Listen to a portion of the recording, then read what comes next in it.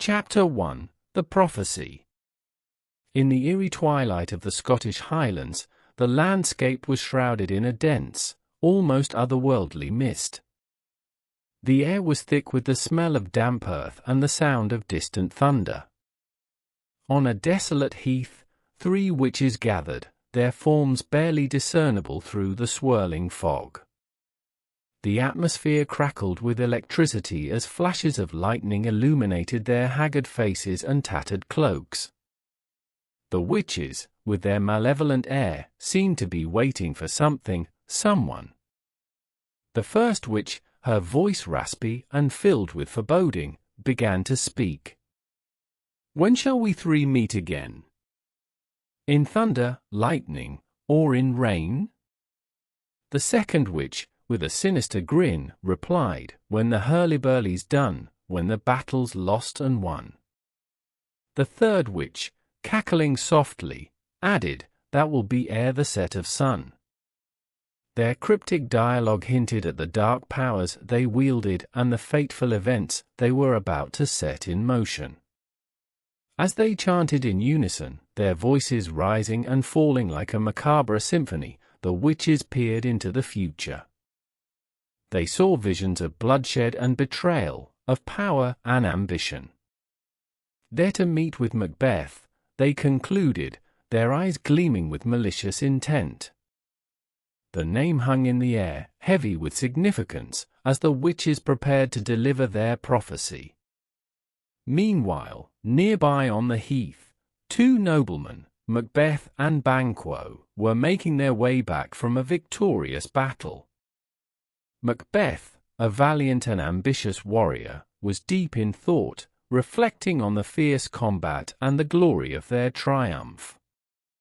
Beside him, Banquo, his loyal friend and comrade in arms, shared in the exhilaration of their success. The harsh landscape and the looming storm did little to dampen their spirits. Suddenly, their path was blocked by the 3 witches. Startled by their ghastly appearance, Macbeth and Banquo halted. The witches, with their wild hair and piercing eyes, exuded an aura of ancient power and mystery.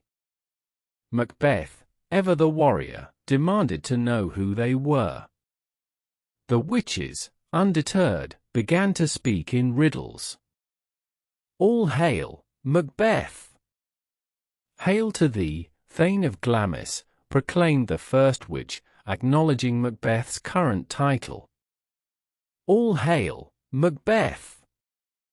Hail to thee, Thane of Cawdor," announced the second witch, a title that Macbeth did not yet hold.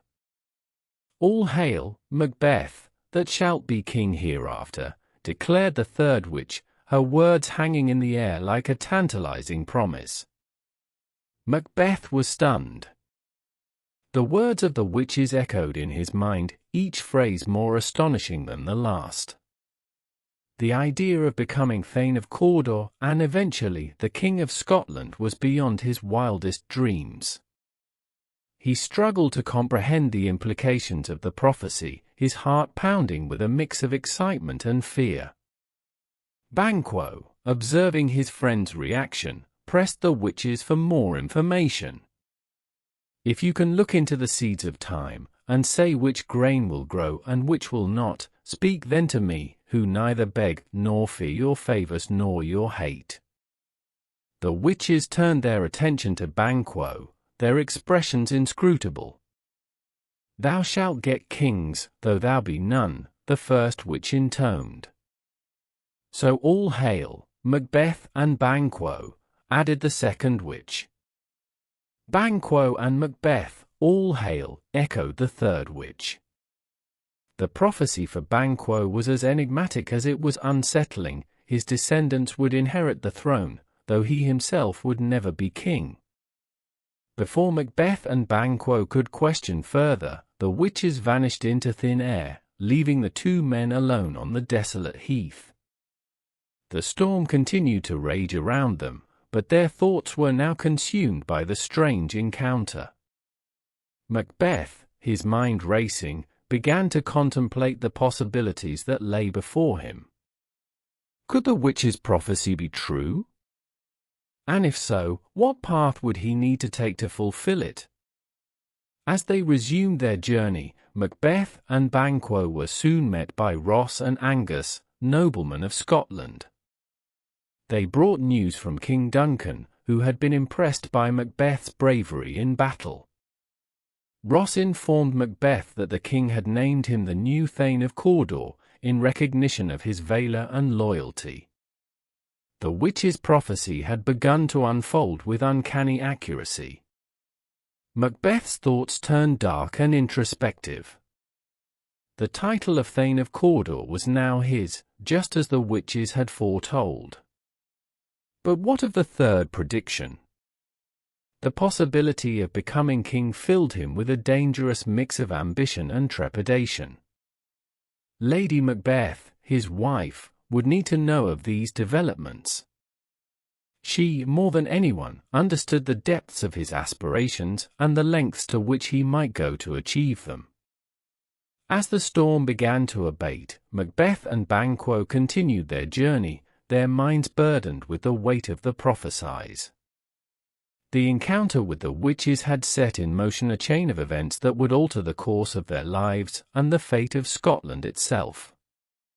The dark and misty highlands, with their ancient and mystical power, had whispered secrets of the future, a future fraught with ambition, betrayal, and the relentless pursuit of power.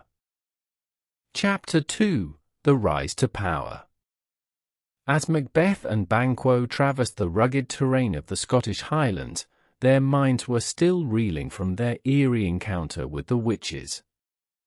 The prophecy weighed heavily on Macbeth's thoughts, a tantalizing promise of power that seemed to edge closer with each passing moment. The air was thick with the scent of wet earth and pine, and the distant roll of thunder reminded them of the ominous forces at play. Their journey was interrupted by the sudden appearance of Ross and Angus, noblemen loyal to King Duncan. Ross, a man of sturdy build and stern countenance, brought with him urgent news. With a tone of both reverence and excitement, he addressed Macbeth. "The king hath happily received, Macbeth, the news of thy success, and when he reads thy personal venture in the rebels' fight, his wonders and his praises do contend which should be thine or his." Silenced with that, in viewing o'er the rest o' the selfsame day, he finds thee in the stout Norwegian ranks, nothing afeard of what thyself didst make, strange images of death. As thick as tale came post with post, and every one did bear thy praises in his kingdom's great defence, and poured them down before him. Angus, a younger noble with a keen eye, continued, "We are sent to give thee, from our royal master, thanks, only to herald thee into his sight, not pay thee."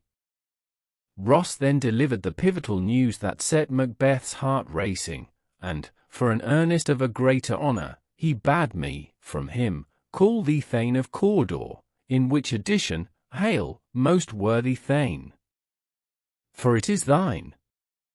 The words reverberated through Macbeth's mind, the prophecy of the witches unfolding with uncanny precision.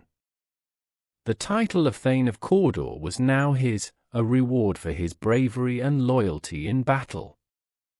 Yet, it was the final part of the prophecy that lingered, the tantalizing possibility of becoming king.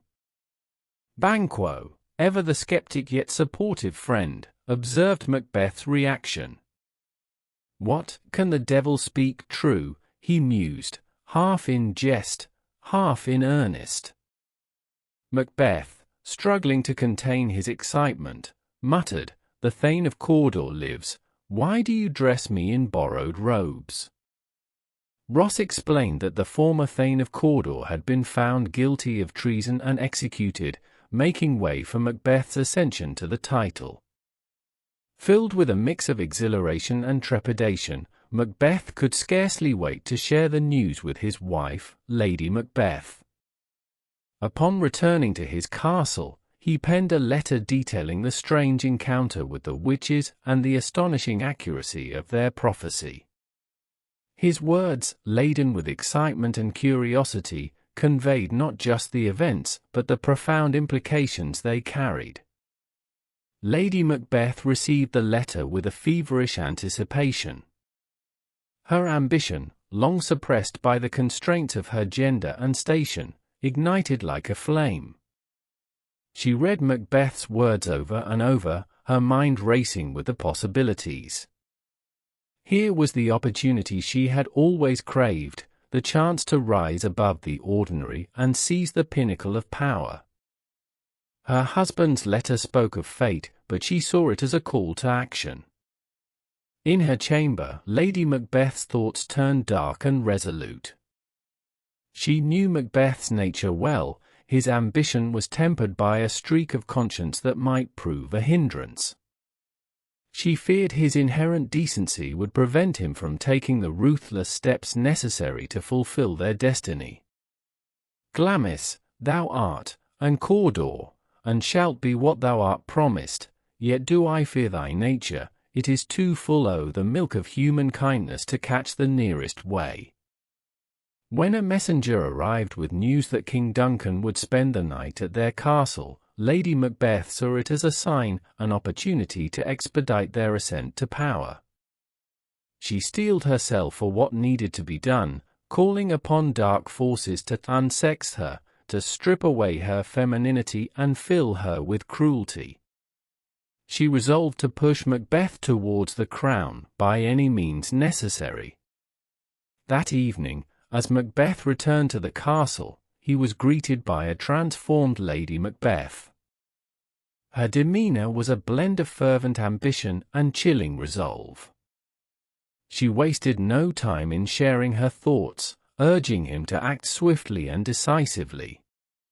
He that's coming must be provided for, and you shall put this night's great business into my despatch, which shall to all our nights and days to come give solely sovereign sway and masterdom.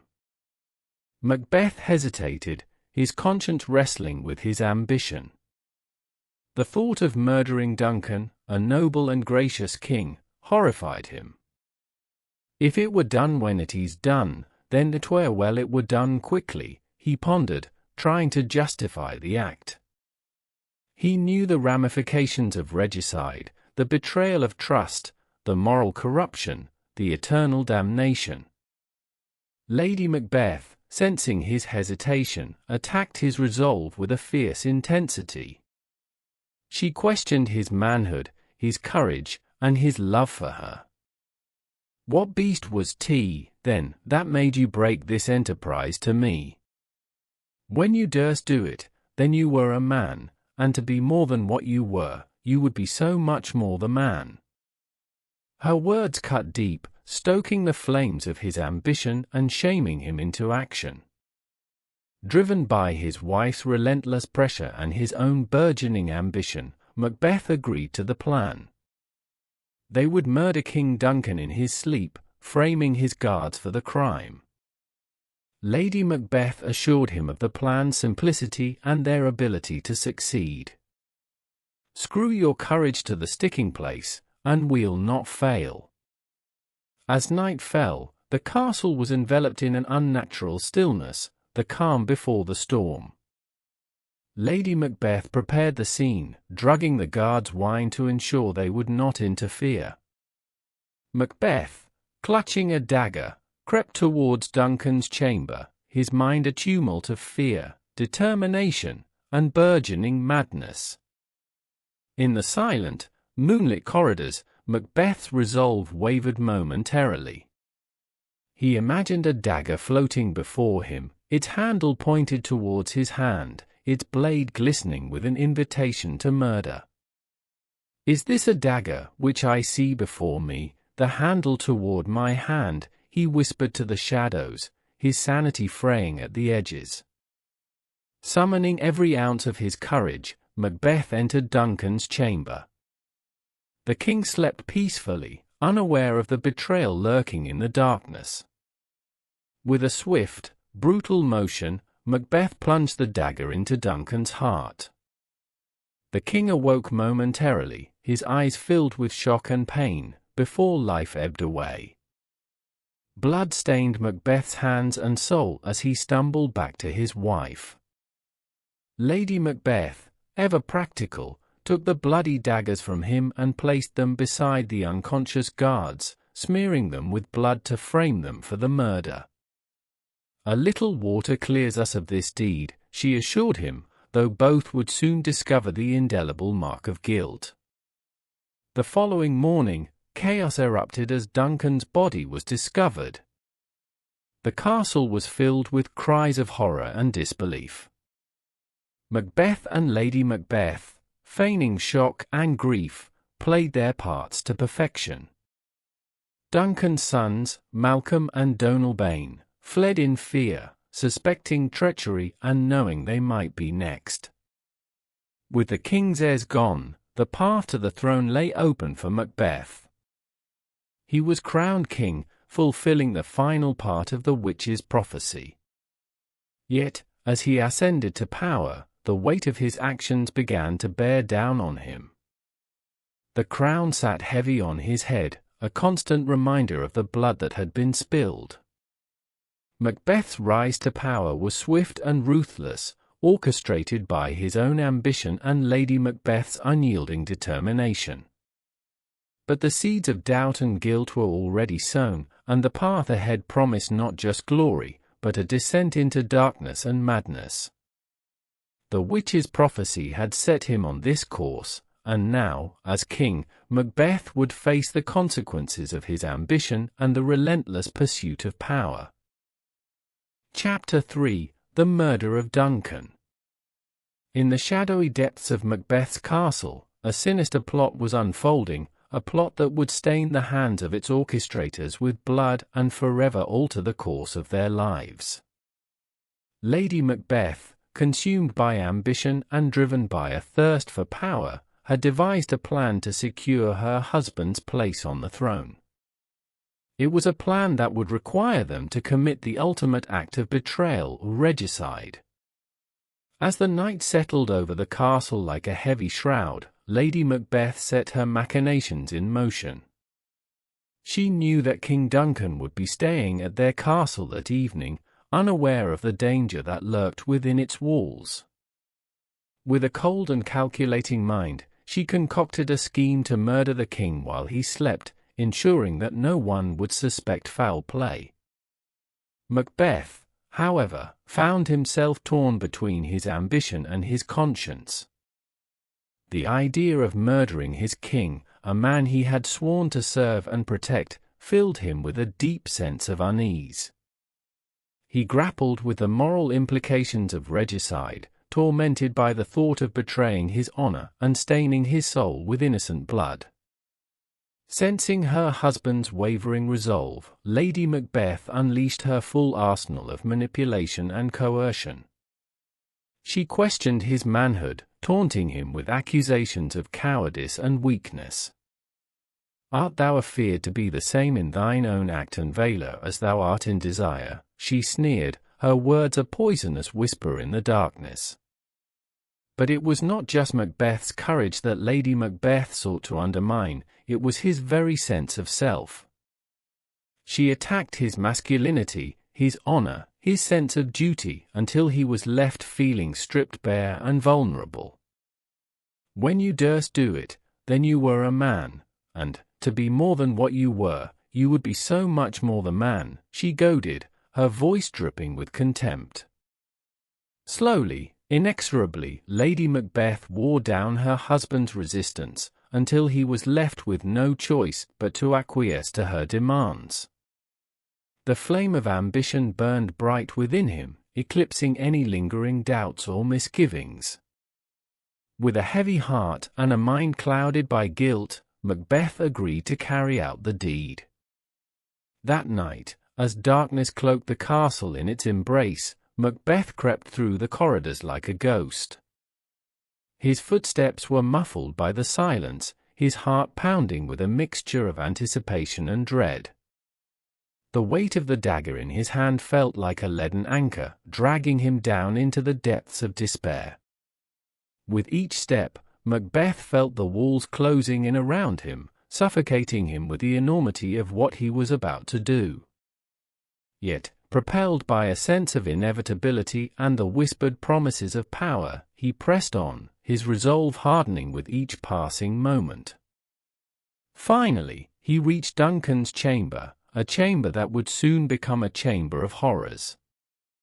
The king lay sleeping, his peaceful slumber a stark contrast to the turmoil raging within Macbeth's soul. With trembling hands and a mind clouded by doubt, Macbeth raised the dagger high, poised to strike. For a fleeting moment, he hesitated, his conscience screaming for him to stop. But it was too late, the die had been cast, and there was no turning back.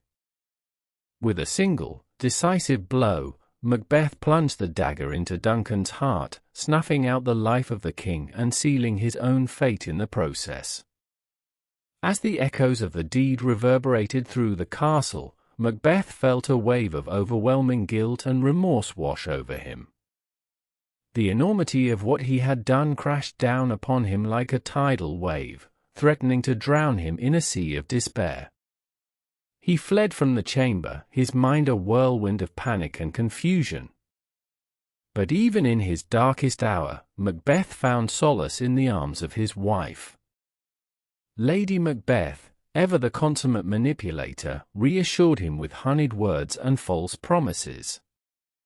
"A little water clears us of this deed," she whispered, her voice a soothing balm to his troubled soul.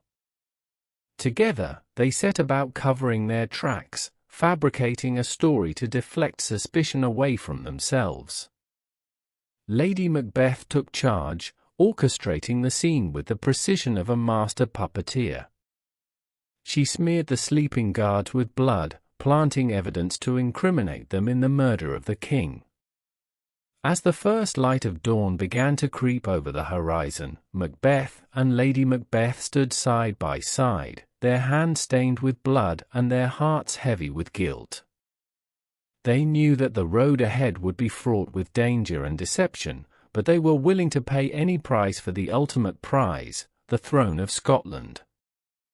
Little did they know that their actions would set in motion a chain of events that would lead to their own downfall. The murder of Duncan was but the first step on a path paved with treachery and betrayal, a path that would ultimately lead to their tragic demise.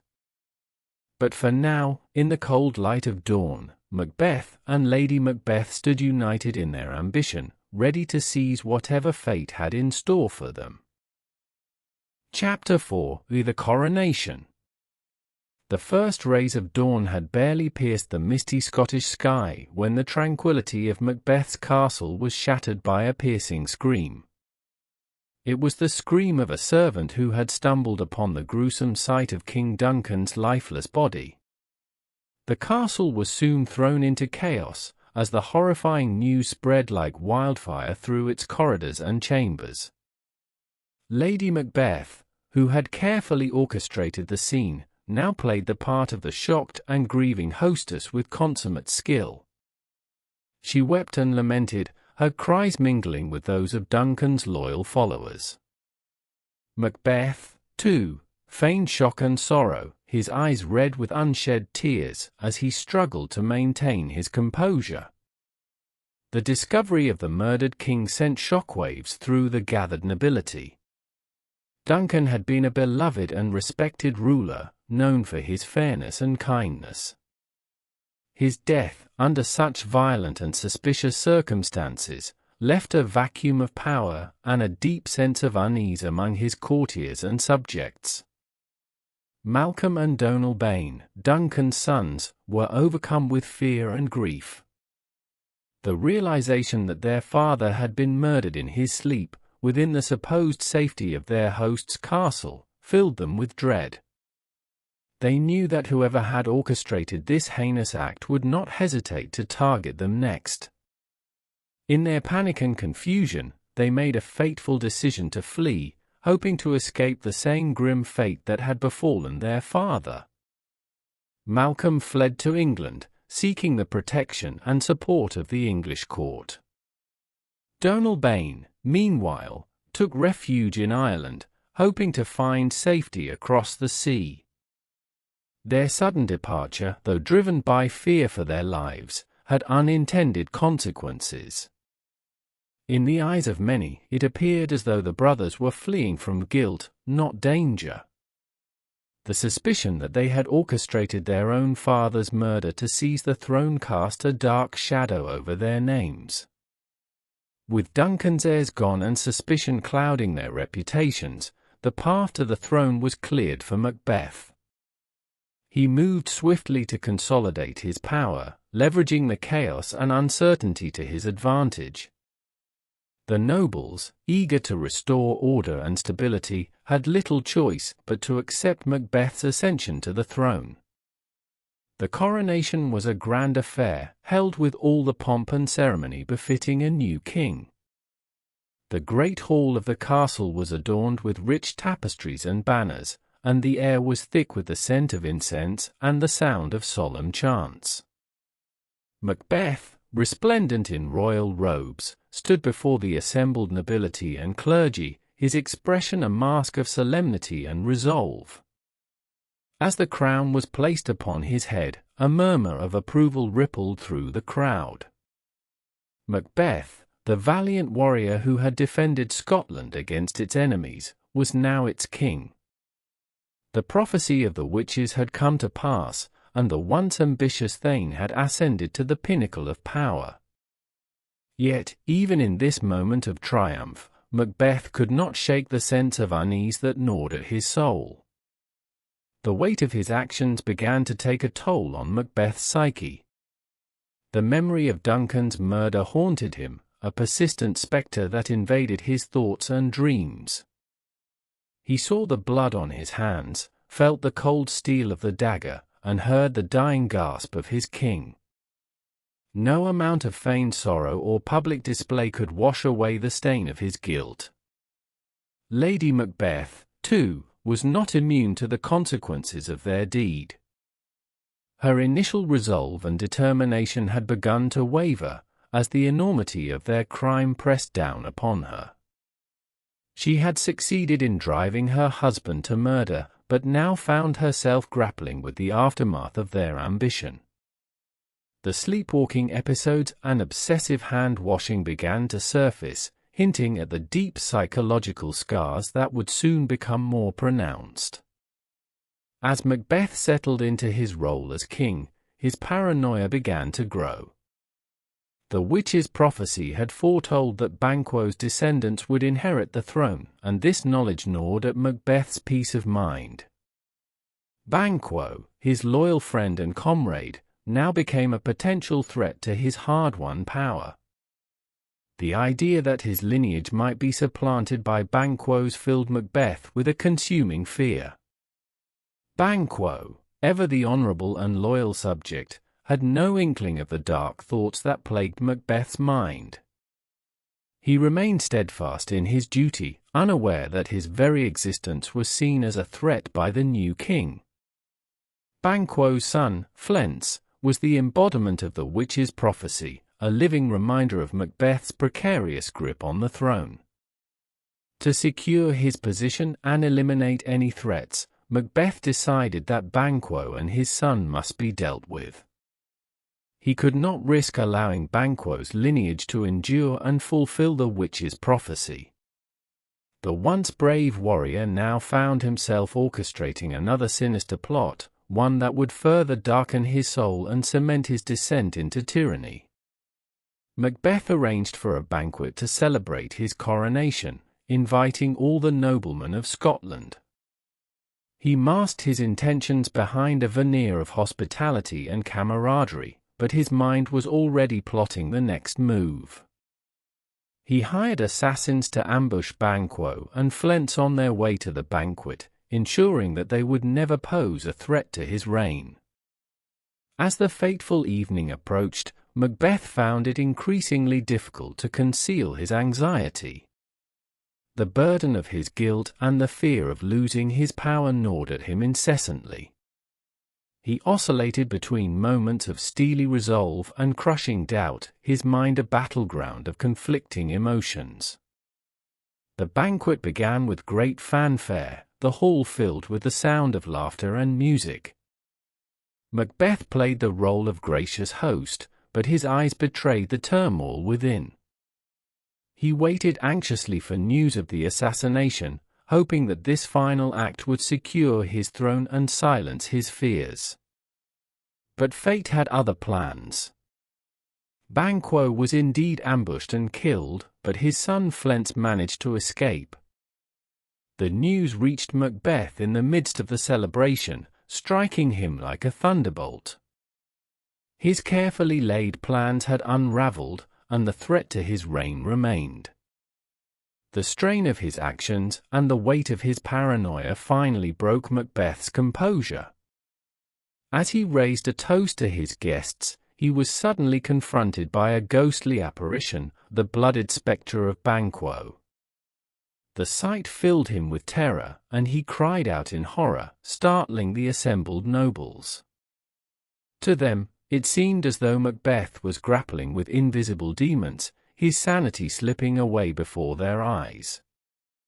Lady Macbeth, ever the quick thinker, tried to cover for her husband's erratic behavior, dismissing it as a temporary ailment. But the damage was done. The seeds of doubt and suspicion had been sown among the nobles, and whispers of Macbeth's instability began to spread. The coronation, which should have marked the zenith of Macbeth's ambition, had instead become a harbinger of his downfall. The crown he had so desperately sought now felt like a cursed burden, driving him deeper into madness and tyranny. The witch's prophecy, which had once seemed a promise of glory, now loomed over him like a dark omen, its fulfillment inevitable and inescapable. As Macbeth retreated into the shadows of his castle, he was left to grapple with the consequences of his actions. The throne of Scotland was his, but at what cost?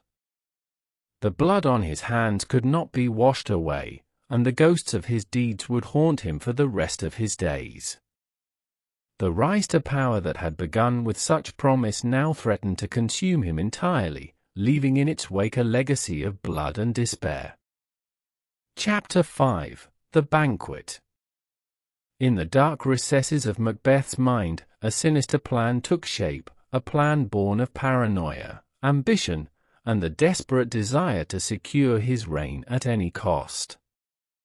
Banquo and his son Flens were perceived as threats to Macbeth's power, their very existence a reminder of the witch's prophecy and the precariousness of his position. Determined to eliminate this threat once and for all, Macbeth made a fateful decision to hire assassins to rid himself of his perceived enemies. Under the cover of night, the assassins lay in wait, their swords poised to strike. As Banquo and Flens made their way to the royal banquet, they were ambushed by the hired killers. In a flurry of violence and bloodshed, Banquo was mercilessly cut down, his life snuffed out in an instant. But Flens, quick of foot and nimble of mind, managed to evade his pursuers and escape into the darkness. The news of Banquo's murder reached Macbeth as he prepared to host a grand banquet in celebration of his coronation. The timing of the assassination could not have been more fortuitous, or more damning. With Banquo dead and Flens on the run, Macbeth believed that he had finally eradicated the threat to his power. As the banquet got underway, the great hall of the castle was filled with the sound of laughter and music. The tables groaned under the weight of sumptuous food and drink, and the air was thick with the heady scent of incense. It was a scene of opulence and splendor, a testament to Macbeth's newfound status as king. But beneath the veneer of celebration, a tension simmered just below the surface. Macbeth, haunted by guilt and consumed by paranoia, could not shake the feeling of unease that gnawed at his soul. His mind was a whirlwind of conflicting emotions, his thoughts consumed by the spectre of Banquo and the ghosts of his own misdeeds. As Macbeth took his place at the head of the table, he was suddenly seized by a sense of dread. Before his eyes, a ghostly apparition materialized, a bloodied and disheveled figure that bore an uncanny resemblance to Banquo. The sight filled Macbeth with terror, and he recoiled in horror, his sanity teetering on the brink of collapse. To the assembled guests, Macbeth's erratic behavior was inexplicable and unsettling. They watched in stunned silence as he raved and gibbered, seemingly addressing an empty chair. Lady Macbeth, ever the consummate actress, tried to cover for her husband's outbursts, chalking them up to a momentary indisposition. But the damage to Macbeth's reputation had already been done. Whispers of his madness and instability began to spread among the nobles, casting a shadow over his reign. The once mighty king now seemed like a puppet in the grip of invisible forces, his grip on reality slipping with each passing moment. The banquet, which should have been a triumph of his rule, had become a spectacle of his unraveling. As the night wore on, Macbeth's descent into madness accelerated. His actions became more erratic and unpredictable, his demeanor more ruthless and tyrannical. The ghosts of his past misdeeds haunted him at every turn, driving him to ever greater acts of desperation and cruelty. In his madness, Macbeth lashed out at those around him, seeing enemies and conspiracies where none existed. His paranoia knew no bounds, and he became increasingly isolated and mistrustful. Even Lady Macbeth, his once steadfast partner in crime, began to fear the depths of his madness and the darkness of his soul. As the banquet drew to a close, Macbeth retreated into the shadows of his castle, a broken and tormented figure. The crown that had once seemed like a symbol of his greatness now felt like a heavy burden, weighing him down with guilt and regret. The ghosts of Banquo and his own conscience haunted him, their whispers echoing in the recesses of his mind. In the cold light of dawn, as the last echoes of the banquet faded away, Macbeth was left to confront the consequences of his actions. His descent into madness had reached its zenith, and he stood on the brink of oblivion.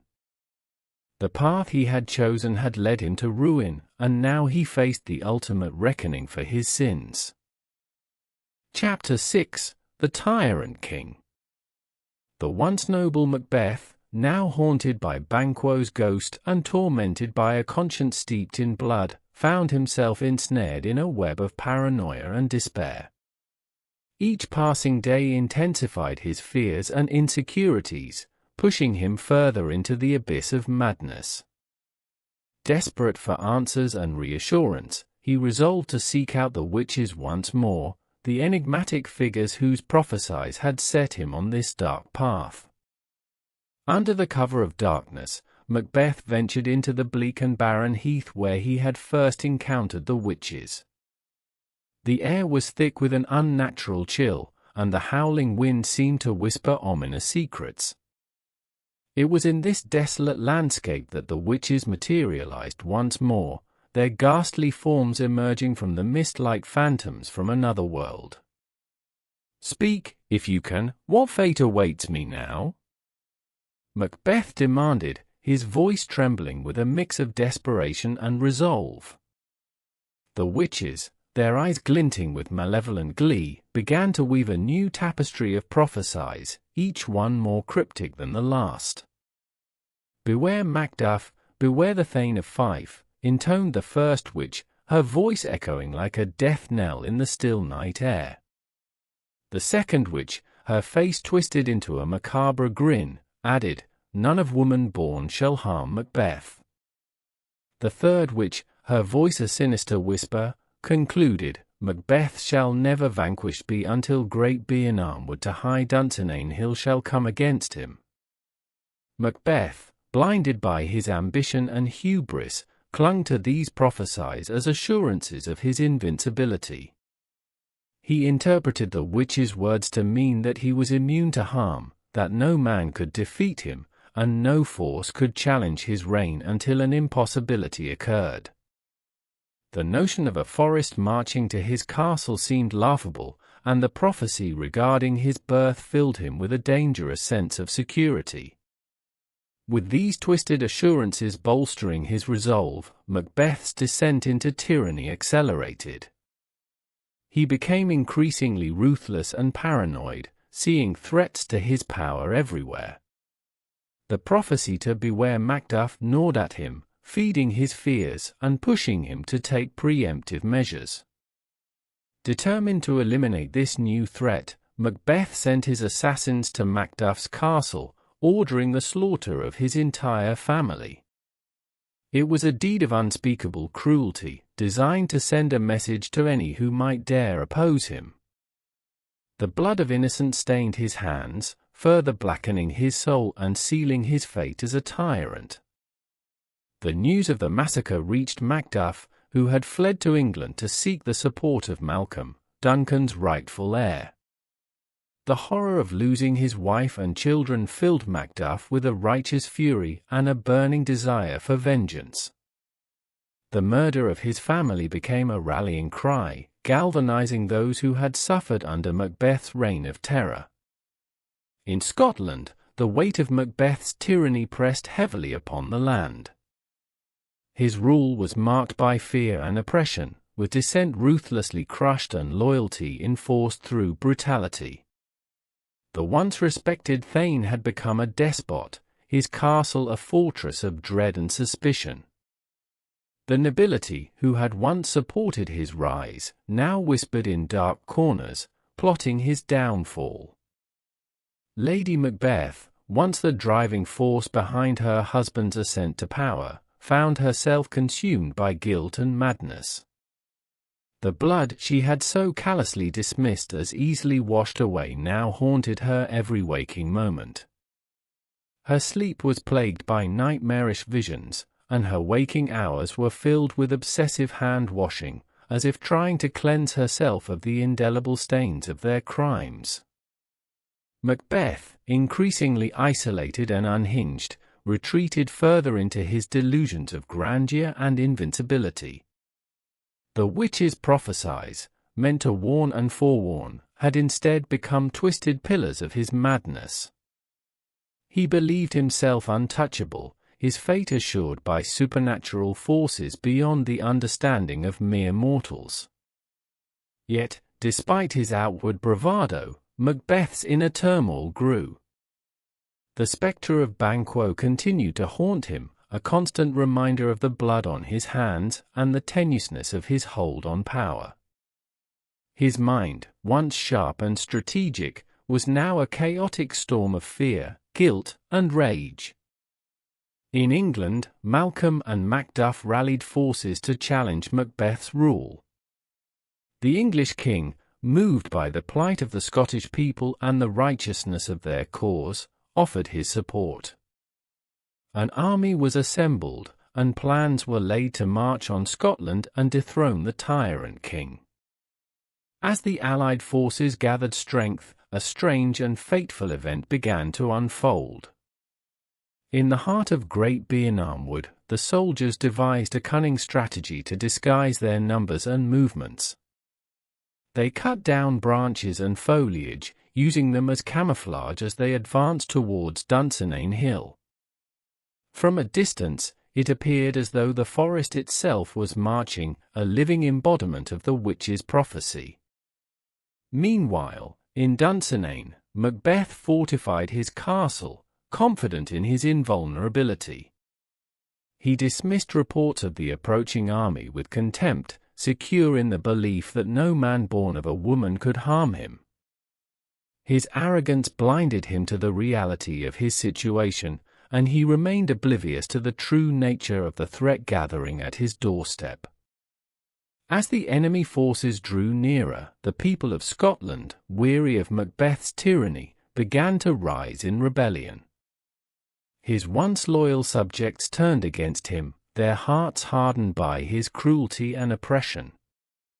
The walls of Dunsinane, which had once seemed impregnable, now felt like the walls of a prison, closing in on the doomed king. In the final hours before the siege, Macbeth wandered the halls of his castle, a tortured soul haunted by visions of his past and the ghosts of those he had wronged. The grandeur and power he had so desperately sought now seemed hollow and meaningless, a fleeting illusion that had brought him nothing but misery and despair. As the armies of Malcolm and Macduff converged on Duncan, the clash of steel and the cries of battle filled the air. The once proud king found himself trapped, his fortress besieged and his forces overwhelmed. The prophesize that had once seemed to promise his invincibility now revealed their true, sinister meanings. In a final confrontation, Macduff faced Macbeth, driven by a thirst for justice and vengeance. The prophecy that none of woman born could harm Macbeth was shattered by the revelation that Macduff had been born by caesarean section, untimely ripped from his mother's womb. The realization struck Macbeth with the force of a hammer blow, and his bravado crumbled in the face of his imminent defeat. In a fierce and brutal duel, Macduff struck down the tyrant king, ending his reign of terror. The once mighty Macbeth fell, his body broken and his spirit crushed, a tragic figure undone by his own ambition and the twisted prophesize that had guided his path. The castle of Duncan, which had stood as a symbol of his power, now lay in ruins, a testament to the folly and hubris of its fallen lord.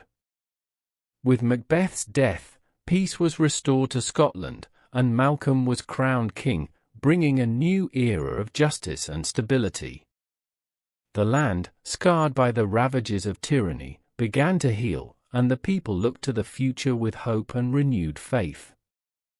The tale of Macbeth, the once valiant warrior turned tyrant king, served as a cautionary legend, a reminder of the destructive power of unchecked ambition and the perilous path of those who seek to defy fate. The ghosts of the past, the blood-stained hands, and the haunted dreams all stood as eternal witnesses to the tragic downfall of a man who had dared to seize the crown, only to be undone by the very forces he had sought to master. Chapter 7: Lady Macbeth's Descent. As Macbeth's reign of tyranny plunged Scotland into darkness, Lady Macbeth, once the driving force behind her husband's ambitions, found herself descending into a maelstrom of guilt, madness, and despair. The weight of their crimes, of Duncan's murder and the slaughter of innocents, pressed heavily upon her soul, threatening to consume her from within. Consumed by guilt and haunted by the spectre of her crimes, Lady Macbeth's mind began to unravel. Sleep became a distant memory, as her nights were filled with fitful dreams and tormented visions. In her restless slumber, she saw the faces of those she had wronged, Duncan, Banquo, Macduff's family, accusing her with silent stares and accusing whispers. The days offered no respite, as Lady Macbeth was plagued by obsessive thoughts and compulsive behaviors. She would spend hours locked away in her chambers, scrubbing furiously at her hands, as if trying to wash away the stains of blood that lingered there. No amount of soap or water could cleanse her of the guilt that gnawed at her soul, leaving her feeling dirty and tainted beyond redemption. Her once fiery resolve began to falter, replaced by a creeping sense of doubt and self-loathing. The woman who had once urged her husband to commit unspeakable acts now found herself recoiling from the horrors they had unleashed. The blood on her hands, once dismissed with callous indifference, now stained her conscience like a permanent mark of shame. Lady Macbeth's descent into madness was marked by bouts of sleepwalking, during which she would reenact the events of Duncan's murder in a macabre pantomime. She would wander the halls of the castle in a trance-like state, her eyes vacant and her voice filled with the echoes of her guilt-ridden delusions. She would mutter fragments of conversation, reliving the night of the murder in a twisted parody of reality. Despite her increasingly erratic behavior, Macbeth remained oblivious to his wife's decline. Consumed by his own paranoia and obsession with maintaining his grip on power, he had little time or inclination to notice her suffering.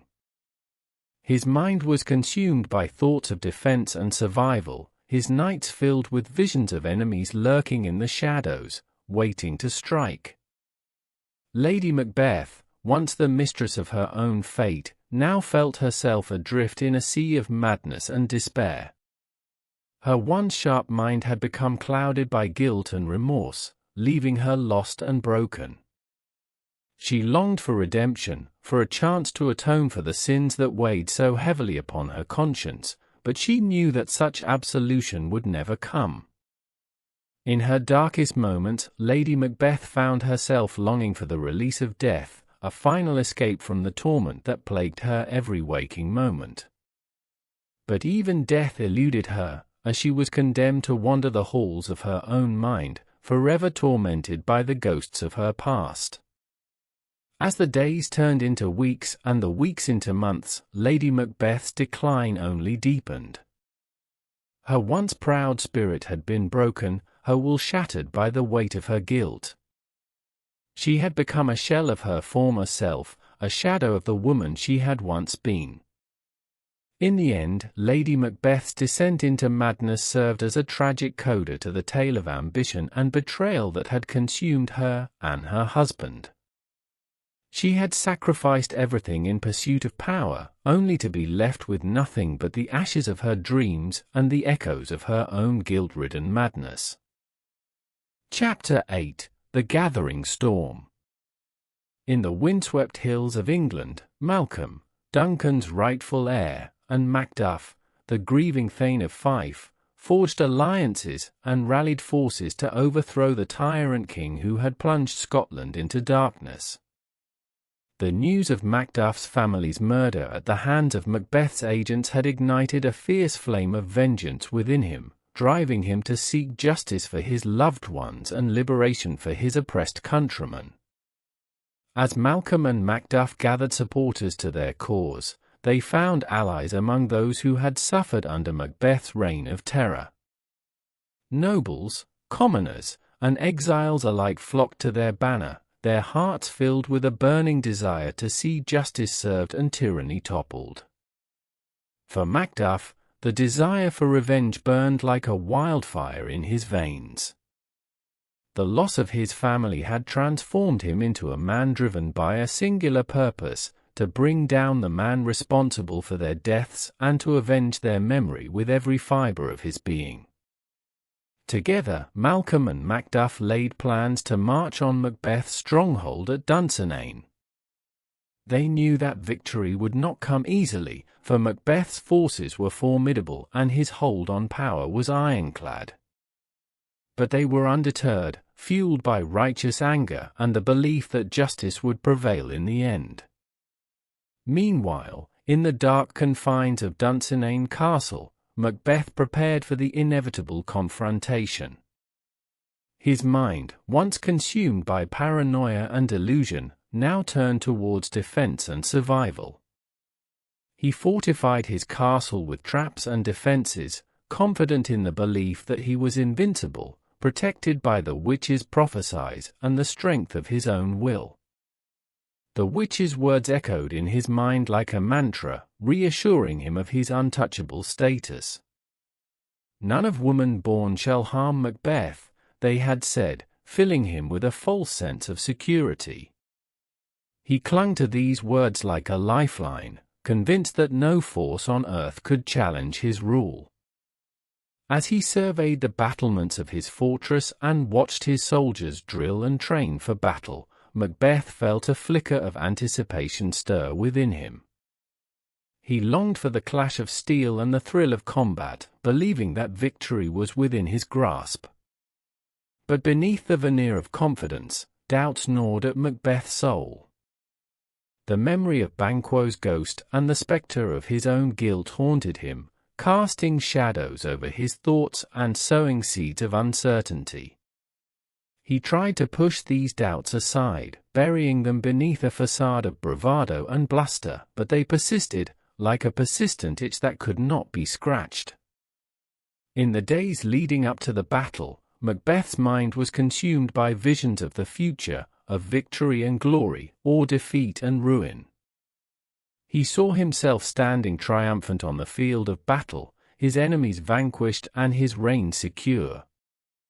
But he also saw darker visions, of defeat and humiliation, of his enemies closing in around him like vultures circling a wounded animal. Yet, despite the whispers of doubt and the shadows of fear, Macbeth remained resolute in his determination to defend his throne at all costs.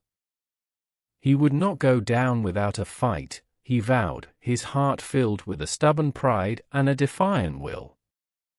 As the armies of Malcolm and Macduff drew nearer, the tension in Scotland reached a fever pitch.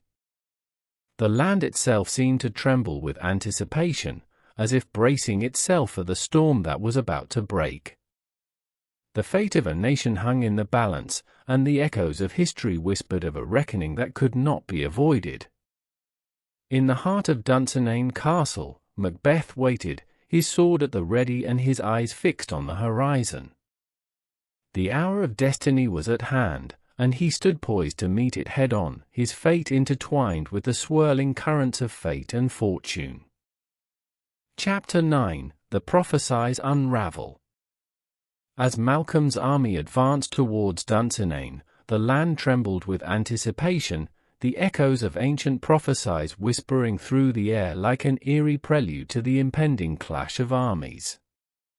Macbeth, once so confident in his invincibility, felt a chill of doubt creep into his heart as he watched the forest of Bearnarm draw ever nearer. For weeks, Macbeth had fortified his castle and bolstered his defenses, convinced that no force on earth could challenge his rule. But now, as he beheld the sight of the advancing army, his confidence began to waver. The witches' prophesize, once a source of reassurance, now loomed over him like dark omens, their true meanings beginning to unravel before his eyes. In a desperate bid to gain the upper hand, Malcolm's forces employed a cunning strategy, cutting down branches from Bearnarm to use as camouflage. As they advanced towards Dunsinane, the soldiers held the branches aloft, creating the illusion of a moving forest, an image that sent a shiver of fear down Macbeth's spine. The sight of Bearnarm coming to Dunsinane struck at the heart of Macbeth's confidence, challenging the very foundations of his belief in his invincibility. The witch's prophecy, once dismissed as a fanciful riddle, now revealed its true, sinister meaning, filling Macbeth with a sense of dread and foreboding.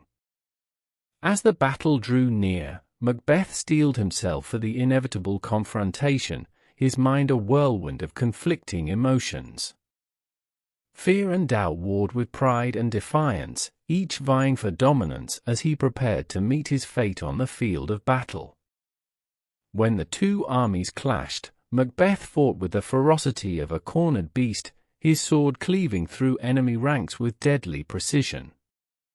He was a whirlwind of death and destruction, his every blow a testament to his desperation and resolve.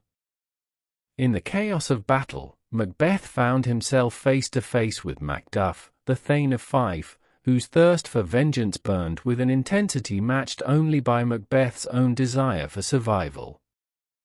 As the two warriors locked eyes, a silent understanding passed between them, a recognition of the inevitability of their fate, and the role each would play in shaping the destiny of Scotland. It was then that Macduff revealed the truth behind the witch's prophecy, his words cutting through the haze of battle like a bolt of lightning. "Macbeth, I was not born of woman in the usual sense," he declared, his voice ringing out with clarity and conviction.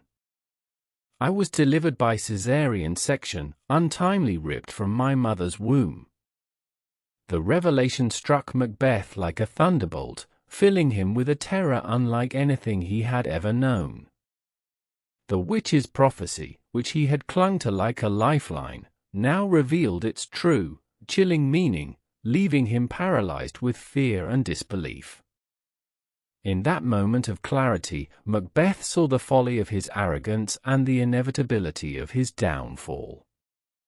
The forces of fate had conspired against him, and no amount of bravado or bluster could change the course of destiny. He was a man undone, a king brought low by his own hubris and the machinations of unseen forces beyond his control. As Macduff raised his sword to strike the final blow, Macbeth's thoughts turned to the legacy he would leave behind, a legacy of blood and betrayal, of ambition gone awry and dreams turned to dust. In his final moments, he was a broken man, stripped of his illusions and laid bare before the merciless judgment of history. As the battle raged on around them, Macbeth and Macduff faced each other in a final, fateful confrontation. The clash of their swords echoed through the air like a dirge, a symphony of violence and despair that heralded the end of an era and the dawn of a new age. In the end, Macbeth fell, his body broken and his spirit shattered, a tragic figure undone by his own ambition and the inexorable march of fate. The castle of Dunsinane, which had once stood as a symbol of his power and glory, now lay in ruins, a testament to the folly of mortal men and the capricious whims of destiny. And so, the tale of Macbeth, the valiant warrior turned tyrant king, the victim of his own ambition and the prophesize of witches, came to its inevitable conclusion. His reign of terror was ended, his legacy consigned to the annals of history, where it would be remembered as a cautionary tale of the perils of unchecked ambition and the dangers of tampering with forces beyond mortal ken. Chapter 10: The Fall of Macbeth. In the final moments of the epic struggle for Scotland's soul, Macduff and Macbeth faced each other in a climactic duel, a clash of swords that would determine the fate of a nation and the legacy of its fallen king. With every strike and parry, the echoes of history reverberated through the air, a symphony of steel and sweat that spoke of the bloodshed and betrayal that had brought them to this fateful moment. Macduff, fueled by righteous anger and the burning desire for vengeance, fought with the ferocity of a lion unleashed. His every blow was a testament to the suffering of his people and the injustice of Macbeth's tyrannical rule. Macbeth, once the mighty Thane of Cawdor, now stood as a broken man, a shadow of his former self, his once indomitable spirit crushed beneath the weight of his own hubris and the inexorable march of fate. In the end, it was Macduff who emerged victorious, his sword striking true and bringing an end to Macbeth's reign of terror. With a final, desperate cry, the fallen king sank to his knees, his lifeblood staining the earth beneath him, a tragic figure undone by his own ambition and the cruel twists of destiny. As the dust settled and the echoes of battle faded away, a hush fell over the land, a moment of solemn reflection in the wake of the carnage and chaos that had consumed Scotland for so long. With Macbeth's death, Malcolm, Duncan's rightful heir, was proclaimed king, restoring order and stability to a land ravaged by treachery and bloodshed. His ascension marked the beginning of a new era, a chance for Scotland to heal its wounds and rebuild its shattered society. As the new king, Malcolm vowed to lead with justice and integrity, determined to learn from the mistakes of the past and to forge a future defined by peace and prosperity. He understood the devastating consequences of unchecked ambition and the corrupting power of guilt, and he swore to govern with wisdom and compassion, guided by the lessons of history and the voices of the past. In the aftermath of Macbeth's downfall, the characters gathered to reflect on the events that had led them to this moment, to mourn the lives lost and the dreams shattered, and to contemplate the fragility of human nature and the capricious whims of fate. For Lady Macbeth, once the mistress of her own destiny, the realization of her role in the tragedy that had befallen Scotland weighed heavily upon her soul. Her descent into madness and despair served as a cautionary tale, a warning of the dangers of ambition unchecked and the price of power gained at any cost.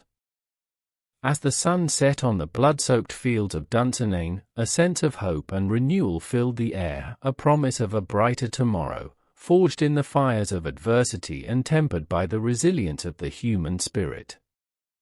And so, the tale of Macbeth, the valiant warrior turned tyrant king, the victim of his own ambition and the machinations of fate, came to its bittersweet conclusion. His reign of terror was ended, his legacy consigned to the annals of history, where it would be remembered as a cautionary tale of the perils of ambition and the dangers of tampering with forces beyond mortal ken. But amidst the ashes of destruction and despair, there remained a glimmer of hope, a chance for redemption and renewal, and the promise of a brighter future for Scotland and its people.